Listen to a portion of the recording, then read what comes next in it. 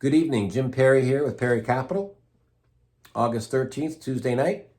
We're going to talk about inflation, interest rates, and the Fed, the economy, the unwind of this carry trade, global geopolitical risk is on the rise, and the stock market's expensive, and we'll talk about why. First, rates. The Fed is going to cut on September 18th, so says the market. In fact, they'll probably cut a few times because everybody thinks we're going to have a recession. And part of the economy, half the economy, is in a recession. That's for sure. Talk to any middle class or lower tier household. They are under significant pressure because their wages are not keeping up with costs. Same with small businesses. Inflation, as measured by the CPI, which is probably going to be about 3% or 3.2 or 3.3% tomorrow. That's an increase over the last 12 months, right? So it's still rising.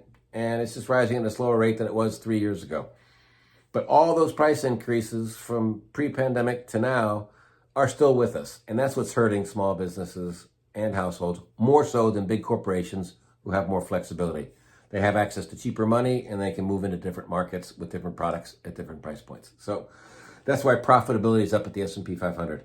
Stock market, we're 4% from the all-time highs. The S&P was down 10% last week. Now it's only down 4%, NASDAQ was up 4.5% or 2.5% today. NVIDIA was up 4%. The semiconductor index was up 4%. Even consumer discretionary stocks were up 2.5% today. So the market's got a momentum bias to it. It's going to keep going until something breaks.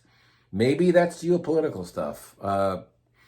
Tensions between Israel and Iran are rising, between Ukraine and Russia, and China's just sitting there watching it and looking for things they can do to disrupt, which seems larger and larger as more cyber attack type stuff.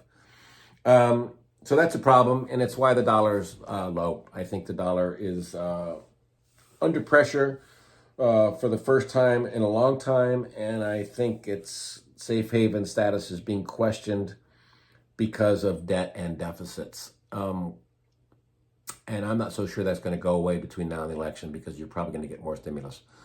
So be careful, be cautious. The market's expensive. I will come back after the CPI numbers and the retail sales figures. We're going to get a lot of volatility, so strap in. Send an email or a text or call if you have any questions. I will be here.